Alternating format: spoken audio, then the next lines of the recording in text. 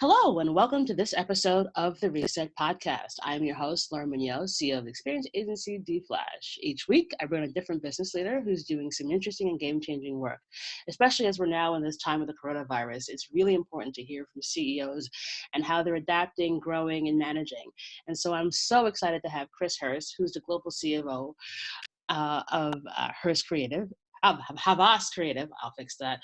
Uh, and we're going to have a great conversation about what the world is like from, being in the UK and managing around the world, and how he got here, and a lot more interesting conversations. It's going to be a great conversation. Have a listen. Hi, Chris. Hi, how are you? Oh, pandemic, lockdown, good stuff. Yeah. But, even though we might be in this very unusual state, we all get to work and press on. And so I'm very excited to have you on the show. And as with every single episode previously, we always start off the same way. And this episode will be no different. So, Chris, what was your first job? Well, my first job, I actually did a degree in engineering. And my first job in between school and university, whereas, people these days, they go, well, not literally these days, up until 3 weeks ago, what people did was they went traveling and all those kind of exciting things. What I did during my year between school and universities, I worked in a glass factory in the northwest of England. In a real part of kind of heavy engineering kind of town. And glass factories are interesting places. It may seem unlikely, but they are. They've got a huge furnace at one end where you pour raw materials into the furnace, and gradually the factory's long and thin, and gradually the glass appears from the bottom of the furnace, and it's cut and shaped and all that kind of thing. So I was basically an apprentice for a year in a glass factory. Wow. And what was that like? I loved it. I really loved it. So I left home. I grew up in a sort of rural village in the north of England. If you like, think Winterfell without the dragons, without Jon Snow, without Daenerys Stormborn, but with lots of rain. No dragons. No dragons, no Jon Snow, no Daenerys, but rain. So I grew up in rural Northumberland, and then at 18 went and worked in this factory, and so it was a pretty big culture shock for me, and I really did. We used to wear clogs because the factory was full of first of all, the furnace was hot, so it would melt plastic, but also the broken glass would go through the plastic of the soles of your shoes, so we'd wear clogs, we'd do shifts. And I learned to weld and fit heavy current plugs, and just worked with the mechanics and electricians in the factory. And as an 18-year-old, it was great. I absolutely loved it. I really did. And what did you learn from that, other than how to not get your feet cut off with the glass going through your shoes? What did I learn? Well, I think when you're 18, I've got a number of answers to that. I've got some sort of profound, I've got other people will judge whether they're profound. I've got the profound end. So, when you're 18, I think a lot of what you learn, no matter what you're doing, is about life in general, So, I grew up a bit, I had to learn to cook. I mean, I know that's not a very clever answer to your question, but in actual fact, the things I learned was to sort of look after myself, right? Detached from everything else. Because actually in university, you're in quite a closeted environment, really, but I wasn't at university. So there was a bit of that. I learned about a whole completely different group of people in society. I learned about how factories work. I learned about traditional working class communities. I learned, I suppose, a lot about myself. But then on a functional level, I learned how to weld, MIG welding, TIG welding, oxyacetylene welding. I could go on. I learned about heavy currents electricals.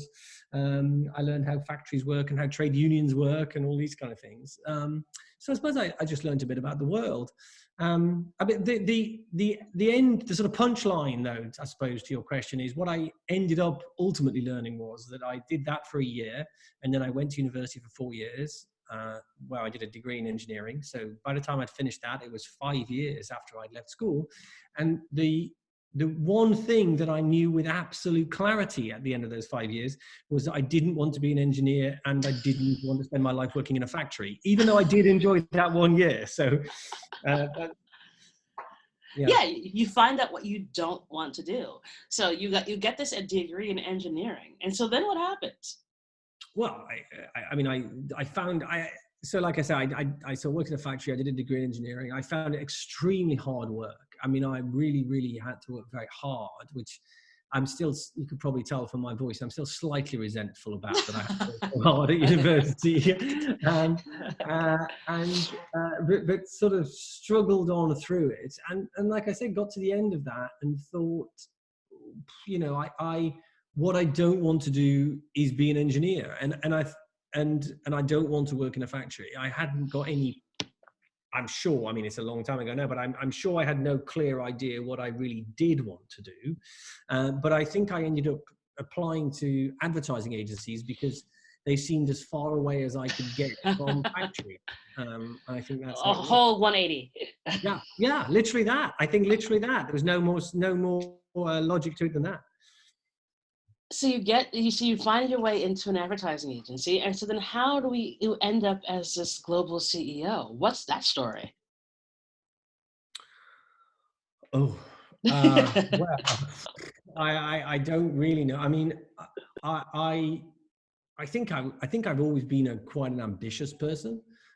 So, you know, I would think I always, which, you know, may or may not be a good rule for life, but certainly I always wanted the next job. And so I think I was very ambitious. I worked very hard. I'm sure, well, I definitely did have at least my fair share, if not more than my fair share of luck along the way. Yeah, I think I don't have any great, there's no great formula that I can share. Really. Oh, there is never a formula, but it's No. just always fascinating to see that, like, okay, I decided to try and get into somewhere 180 degrees away from what I went to school for, and then that ends up becoming your career, and you sticking with it. And what made you stay in the advertising industry? Because I'm sure there was probably lots of challenges along the way. Well, I mean, there was various points when I thought that I wouldn't, and in fact, one of the key junctures was I got hired in 2003 as part of a, you know, I was still very young, really. I was hired in 2003 as part of a turnaround team, a turnaround management team, all of us kind of young hotshots, to turn around Grey London, wasn't then, but now part of WPP, which was seen as the undoable job, you know, the unfixable agency. And we joined with absolutely no doubt in our minds that we were going to achieve this. And within 12 months, I was pretty well the only one of those people left. They'd all and have, well, my boss who hired me, he got fired. The other people that joined with me, went on and still do have spectacularly successful careers. They just were smart enough to see the writing on the wall and get out quickly. I didn't. And I stayed for about 6 years. So we now get to about 2009. And you know, I'd failed. I mean, there's no question about that. I was the managing director, not the CEO. I'd been passed over at least 3 times to be the CEO. The agency hadn't improved at all. And after 6 years, you can't kid yourself that you're part of the solution. You know, after 6 years, you haven't fixed it, you're part of the problem. And so it got to 2009 and I got passed over again as a CEO, and who am I to say that was the wrong decision? And basically at that point I thought, you know what, I get the message. I've got to go and do something else. I don't know what it is, but I can't stay here. I mean, this is I'm not doing them any good, really, and it's certainly not doing me any good. Right. But that was a real turning point for me. And in actual fact, that's when I did get lucky in that. I'll keep it short, but basically I persuaded them. I had some leverage and I persuaded them to let me do the AMP program at Harvard, which is an 8-week program in Boston. And it is no exaggeration that changed my life. And that was a Wow. real tipping point for me. And what was so special about that program? Well, the thing that changed me really wasn't any, it wasn't anything that I particularly learned. It wasn't like the academic side of it. Right. Particularly. I mean, which by the way, I loved. I mean, I am naturally quite an academic person. I love I love the process of learning. I always have. And so I found it absolutely invigorating. But what about the thing that changed my life was the way they run the program is you go to Harvard, incredibly organized, and they take it incredibly seriously, and it's an amazingly structured existence while you're there. But the way it works is you're separated, of course, from your family, from your friends, from your job. You're thrown together with 160 other people. And what I realized was, you walk into that lecture theater and you literally could be anybody. Nobody knows anything about you. And so you can be anybody you want to be. And so I had this experience where after this 6 years of baggage, this 6 years of failure, just wasn't there anymore for those 8 weeks, because I could have been anybody. I could have told them I was the global CEO of WPP if I like. Nobody knew any Right. different. You were just Chris. I was just Chris. And so much, it made me realize that so much of what holds us back is just stories in our head. It's just things we tell ourselves. And it is, and I know the theory of that is, everybody can go, yeah, I get that. But the experience I had at Harvard was a physical experience of being able to shake those stories, that baggage and all those anchors off. And in fact, that made me think, right, the world is my oyster. I'm just going to go and do something. I don't know what I'm going to do, but I'm going to go and do something completely different. Anyway, I got back to the agency. I got back to London, determined, that I was going to basically say, thank you very much, but I'm going to cheers. I'm out. yeah, basically. I mean, yeah, absolutely. Do I want to go and work in hedge funds? Do I want to go and work in broadcasting? I don't know. I'm just going to go and explore everything. I can do all of these things. And in actual fact, what happened was, I kind of got a lucky bounce in that my boss's boss retired, and he got offered her job. My boss got offered her job, and he had a choice that he either took it then, basically, or somebody else would get it. And the last thing he wanted was for somebody else to get it. So I think he probably didn't quite want it at that time. He would have rather waited a little longer. But anyway, he took her job, did a great job of it, went on to be very successful in that role, and promoted me to be CEO. So in a very short period of time, I had this, again, another 180, I suppose, another 180-degree reversal in terms of my own sense of who I was, my own sense of, a fresh start for myself. And then this opportunity came along that I grabbed, and we went from there. And you just kept going and going and going. Fantastic. So you wrote a book that is quite interesting. It just won Business Book of the Year. I see that, and I was like, well, this is something we have to chat about. So I, as someone who, loves a good curse word herself, was very excited about the fact that that was actually how you called your book is called No BS Leadership. Because I am always very much a plain and frank speaker about the world that we live in. And so it's always refreshing when I hear business leaders actually call it for what it actually is. So what prompted you to write this book? So what prompted me was there was actually a very specific event, and not on the face of it, not a very remarkable event, which was I was asked to do a talk to some graduate not just creators, but graduates in the industry at the Cannes Festival, the Cannes Advertising Festival, which were 2.5 years ago. And I was asked to do this 20-minute talk on leadership. And I thought, yeah, okay, fine, no problem. But about 2 days before I was due to do the talk, I discovered a little bit by chance that they had also asked two other sort of very kind of eminent industry people to also do a 20-minute talk on leadership. And there was one before me, and then there was one after me. So I was sort of one of three. And so suddenly this becomes a kind of competitive event. Okay, I think to myself, oh my God, how do I say something that isn't just the same as everybody else says when they talk about leadership? What new can I find to talk about? So I did a presentation that I quite enjoyed doing, 20 minutes, no problem. Didn't really think an awful lot of it. Came back home, was lying in bed the following weekend on a Saturday morning, and thought, I wonder if there's a book in that. And so really that's what I then did, was I kind of wrote, I don't know, like 8,000 words, something like that. Because I thought, I thought, is it a book? Is it a paper, or is it a long article? Can I get 45,000 words out of this? And I wrote 8,000, and I kept going, basically. So yeah, that was the thing. And I actually wrote it probably in about. It took me about 9 months probably to write it. Wow. And so, why did you call your book No BS? Well,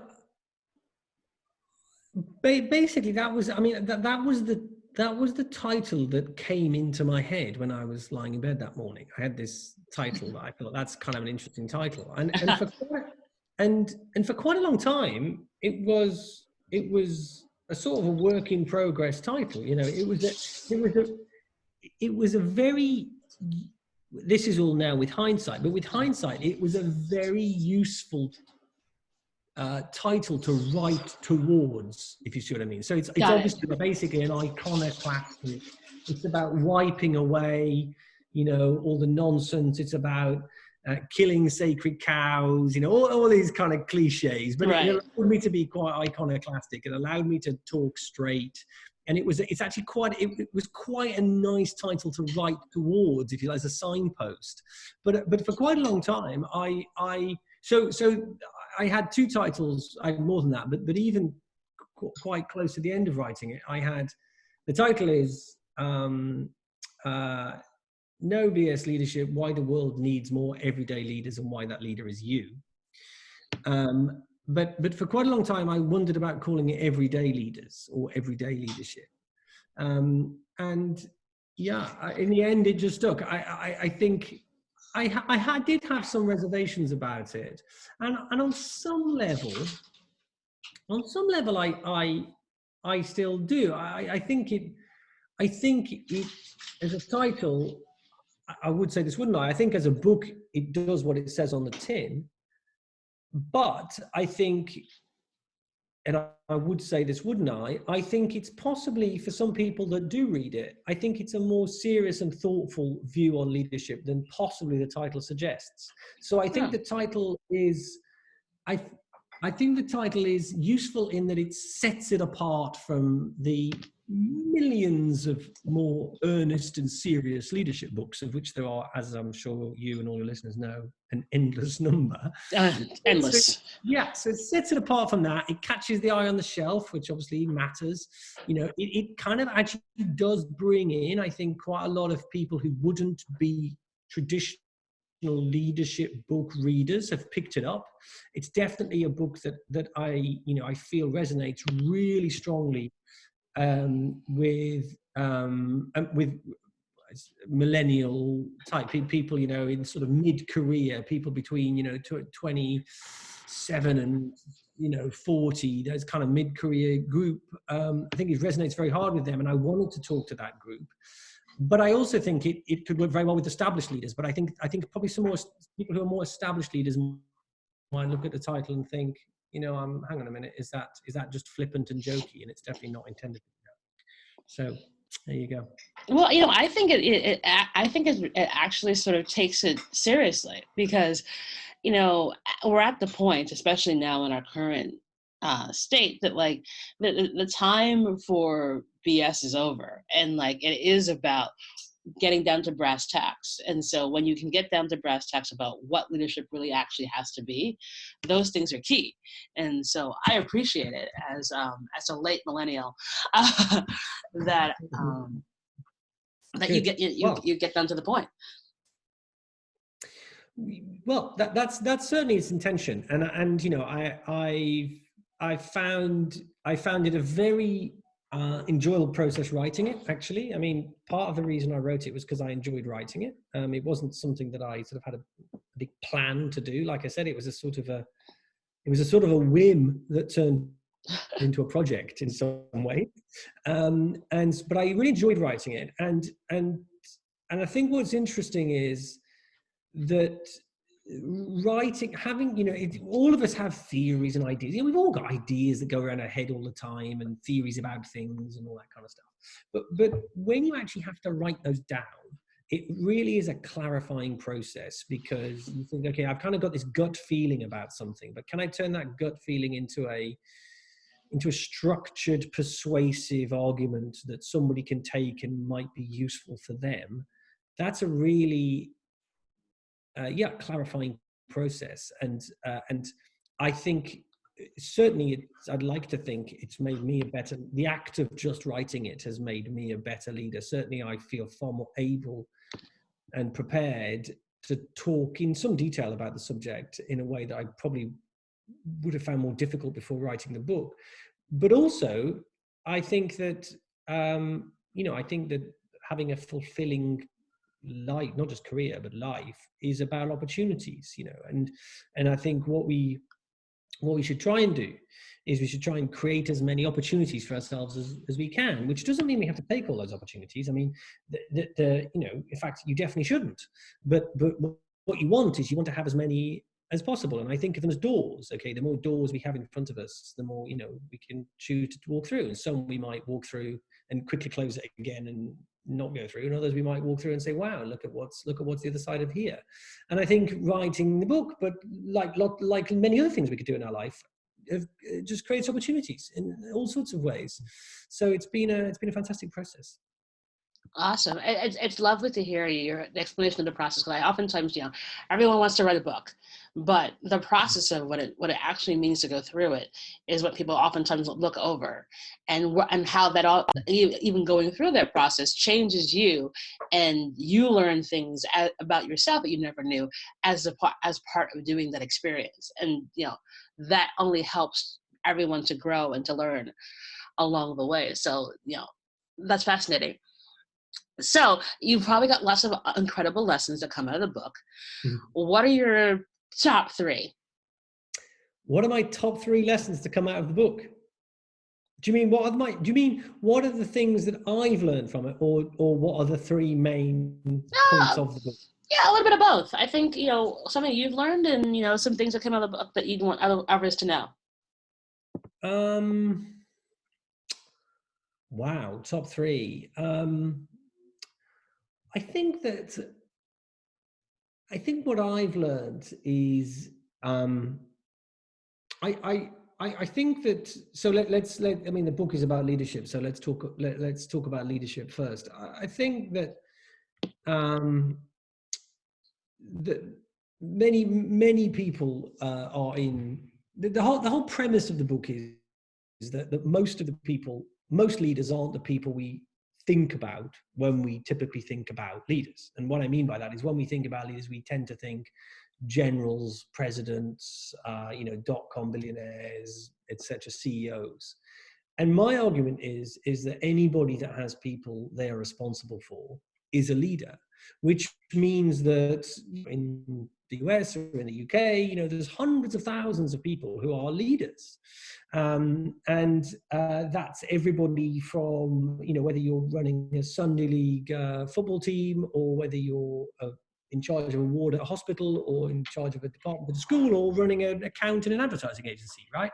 And one of the great fallacies, I think, around the subject of leadership is that it's some exalted state, and it's kind of only open to a chosen few. And I think nothing is further from the truth. And there's a whole industry, I think, set up that makes a lot of money from making the subject seem very complicated. And my premise is that we need to wipe that complexification, if that's a word, wipe that away. And I think it causes us real problems. First of all, that inhibits people already in leadership positions, of which I've already said there's hundreds of thousands, millions. It inhibits them from fulfilling their potential. And potentially worse than that, it excludes large parts of our societies from thinking leadership could ever be something that they could aspire to. And, we need more better leaders everywhere. I mean, I wrote that was, we need more better leaders everywhere. It was pretty well the first line I wrote 2.5 years ago, 2 3/4 years ago, when I sat down to try and write this book. And little did I know how prescient those words would be on the 1st of April, 2020. We really do need more better leaders everywhere. We can't solve the challenges that we've got now in front of us in a top-down manner. We need great presidents and prime ministers who are making the right decisions. But even if they are, they can't do it on their own. And we're seeing, from the response to the situation we find ourselves in, we are seeing incredible examples of leadership all over the place. Whether that be exactly as I had said in the intro to my book, whether that be in wards in hospitals or, and volunteers helping out, whatever it is. And the more that, I don't think that my view on leadership is the only way. I definitely don't think that. I do think, though, that if you are in a leadership position, the most important thing is that you have a philosophy of your own about what leadership is. And I certainly know that one of my learnings is when I did first get that CEO role, after Harvard that I talked about, I do remember looking back, or looking back, I do remember thinking to myself, really for the first time, oh, wow, I'm in this job now. What actually is my philosophy on leadership? What sort of leader do I want to be? And what is leadership when it is done well? And I think probably what I could and should have done is ask myself that question 10 or 15 years earlier. And the more people that I can get to ask themselves that question, the better we'll all be. That's not really 3 things, is it? That's a bit of a monologue, but there's 3 things in there. No, there are 3 things in there. But it's also true. It's like, I think people seem to think that like only certain people can be leaders, and that and that's the difference. And it's like, and everyone can be a leader. And I think it's interesting that, again, in the time that we're in, we're seeing that, where folks from all different walks of life are coming up with new things, are hacking new things, and are leading charges. I was reading an article the other day about a friend of mine, and I had no idea she was doing this. And like, she created this Slack group, and they're delivering groceries to elderly people in Brooklyn. And, it's not something I would have expected from my friend, but actually it is something I would expect from my friend, because, I have always said she's an incredible leader. And to see them sort of step into that and take charge is heartening to see. So everyone can do this. It's just about, wiping away a lot of the false veneer about what a leader is expected to look like, who they're supposed to be, what age they're supposed to be, versus that can be anyone. Yeah, and also wiping away what it is they're supposed to be doing, because I actually think there's a huge misapprehension, to put it politely, about that as well. And for me, leadership is about getting stuff done. I mean, I said to you that I did a degree in engineering, and certainly the engineering degree I did was mostly maths. I quite enjoy maths, and because I enjoy maths, I really enjoy equations. I know that makes me sound odd to most people, but I made up an equation for the book, and I said, well, let's say that leadership is about impact. So let's say that leadership impact equals clarity times action. And so clarity can be all those things that we normally think about when we think about leadership. So that's strategy and culture and visions and values and all those things that leaders think are the defining characteristics of leadership. And you multiply that by action. And the only reason for me writing the equation is to say, no matter how incredible your strategy is, if your action is 0, your impact is 0. Because you don't have to be a maths genius to know that something times 0 is 0. And the point of the equation really is to say bias towards action, because what we know is your strategy will be imperfect. But if you bias towards action, even though your strategy is imperfect, you'll still create impact. And it's that, that fantastic Mike Tyson quote, everybody has a plan till they're punched in the face, right? Exactly.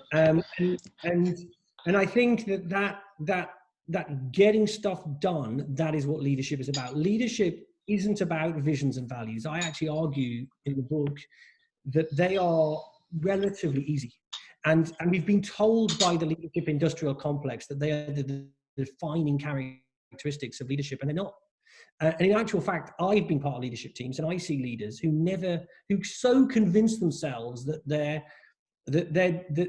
they have to come up with some incredibly clever answer to that question. They never actually get beyond it. Whereas my premise is leadership is about defining where you are today, clearly defining where you need to get to, neither of which should be that difficult. But leadership is getting between the 2 points, which is very difficult. And that, I think that's what leadership is. It's difficult, but not complicated. Yeah, and I also think, thank you for calling out the leadership industrial complex, because I feel like it is such a mess. And Yep. I think folks, again, in this current life, are going to fall into a million and one of these little traps about it, versus realizing, this isn't brain surgery here. It really isn't. You can figure this stuff out. I agree.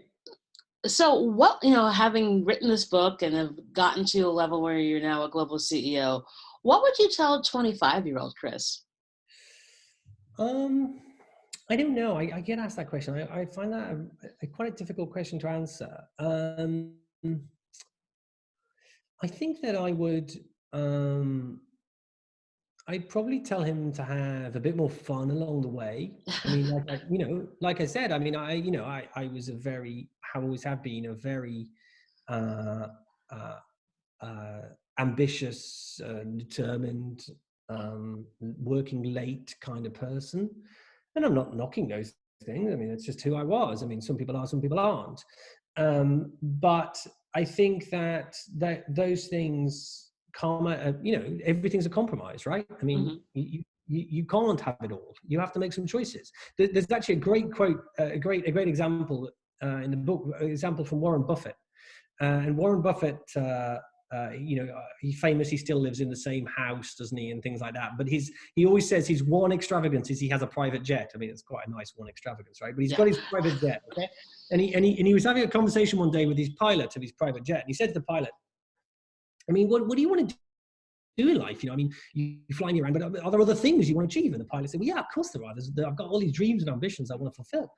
And Warren Buffett said, well, what are they? Why don't you write them down? So this guy writes down, 8 things or something. And Buffett says to him, well, you can achieve your greatest dream, but what you need to do is cross off all of the others. So put the one that matters most at the top and cross the others off, and you'll achieve that one. If you're trying to achieve all 10, you're not going to get there. And I think that is, I think there is a bit of this myth that you can have it all. I don't think that is true. I think life is about compromises, which isn't a bad thing. I think it's just make smart choices. So back to your question, I think I would tell 25-year-old Chris to have a bit more fun, to take it all a bit less seriously. And I remember an old boss of mine saying, I should stop and smell the flowers a bit more, and I think that was good advice. Yeah, I mean, it's hard, and when you look back on it, you're like, well, I could have done this and this and that and that. But it's also just good to see how far. I always often like to ask this question because it shows folks how far they've actually come. Because oftentimes you're like, wait, who was I at 25 versus now at in my 40s or in my 50s or even in my 30s. Because it's you remark on how much we forget how much we've actually accomplished. And don't give ourselves enough of a good pat in the back, like, yeah, I've done some pretty awesome stuff. And I think that's true of leadership as well. I mean, I think as leaders, whatever type of leader we are, we by definition, leadership's about looking upwards often. And by that I don't mean looking at your boss. I mean if we think of leadership as hill climbing, okay, leadership's about climbing a hill, and it's hard work, but it's very rewarding when you get to the top. So you tend to be looking at the top of the hill. And often, as we've all been out walking in the mountains or the hills, right? You can walk for quite a long time and the top never seems to get any closer. But what's important to do from time to time is turn and look back and see how far you've come. And I think that is, I think that's really important in our careers, in our lives, and as leaders. So true. So we're in a very interesting time, and it's extremely stressful for everyone around the world.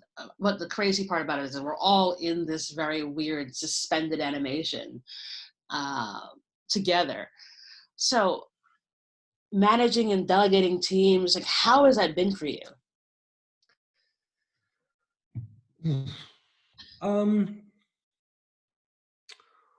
well, it's tough. It's tough. What I would say is, I'm sure this isn't just our business. I'm sure this is many people listening would agree with this. What has been amazing and heartening is how quickly pretty well everybody has adapted to managing to get stuff done, not just at home, but with everybody else at home. I mean, the working from home bit isn't necessarily that weird to most people, because most of us have done that at some point. But the idea of everybody being at home and all your clients and all your suppliers and everybody all at the same time is really new. So first of all, I think people have adapted incredibly quickly. I think in any time of crisis or difficulty, and this is definitely a time of crisis, I think we can all agree, I think leadership is even more important. Leadership is always important. The success of pretty well any organization ultimately ends up being about the leader and whether the leader is doing what they're supposed to be doing, I think. And I think it's very challenging. So I think it's challenging. And by the way, bear in mind, as I said earlier, we have leaders all the way through our organizations. So this isn't just me. This is department heads. This is, account directors. This is all sorts of team leaders all through our organizations. And your team looks to you, not just in the way that I think they do in normal circumstances, to give them a sense of direction and the pat on the back and all the things we should be doing normally. I think when in times of difficulty and crisis, you have to an extent be a bit of the sort of energizer bunny for the team. You have to be even more than normal. You have to provide you have to be visible. You have to over communicate. You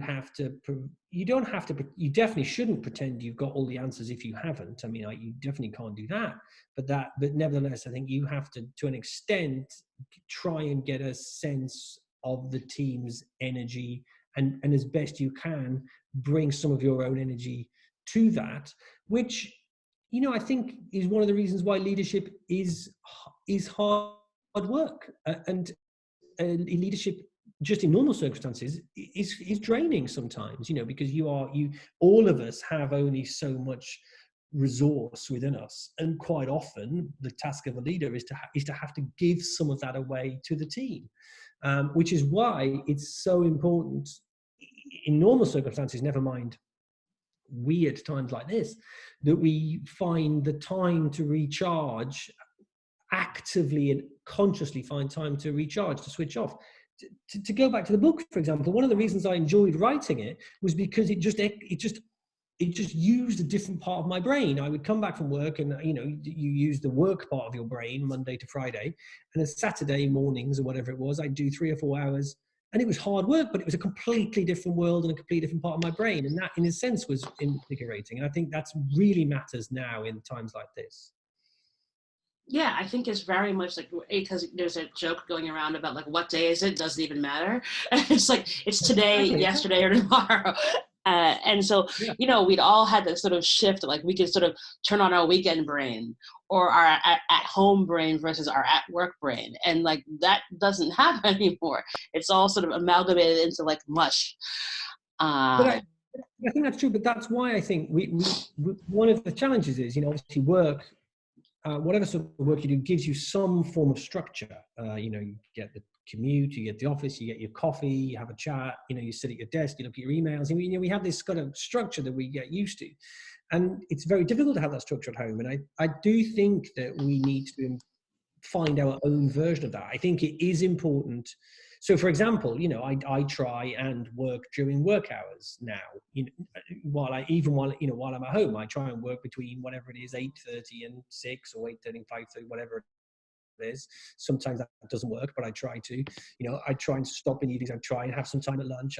I try not to work on Saturdays and Sundays because I think if I don't, it will impinge my ability to be useful to the people that need me when they do need me. Right. And I think, as well as, we all, I think that culture is the behavior of leaders, and culture is the behavior of leadership, first and foremost. And we need to be doing that ourselves, and we need to be encouraging, helping, cajoling the rest of the people in our teams to do the same. Because let's not kid ourselves, this is a uniquely tough time for all of us. Few of us none of us will have been through anything like this before in our lives, and you can't often say that about any event. And it's the whole world at once. And there is going to be people are going to have, and are having, I'm sure, huge challenges with mental health issues as a result of this. And those things, and they may last for years to come. And so we need to look after ourselves as well through this. And I think that structure and taking breaks and trying to make Saturday different to Friday is a really important part of that. Yeah, and this leads into my next question. So what are you doing for your self-care? Well, I'm the sort of person that I like to be busy. Which doesn't necessarily mean I have to go and paint spare room sort of busy, but I switch off by doing something else, if that makes sense. Mm-hmm. Yeah, totally. So there's two things I've done. I am currently building model aeroplanes. Really? Out of balsa and tissue. It's very old-fashioned now, but yes, I'm in the midst of building a World War I SE-5A, which will mean nothing to most of your listeners, but a few people will know what an SE-5A is. So I'm building one of those, and it's very time-consuming, and I've always loved aeroplanes, and I love history, and I used to do it when I was a kid, and so I love it. And the other thing that I'm doing is I've become actually really quite adept at baking bread. And I baked this morning some genuinely, dare I say it myself, sensational baguettes.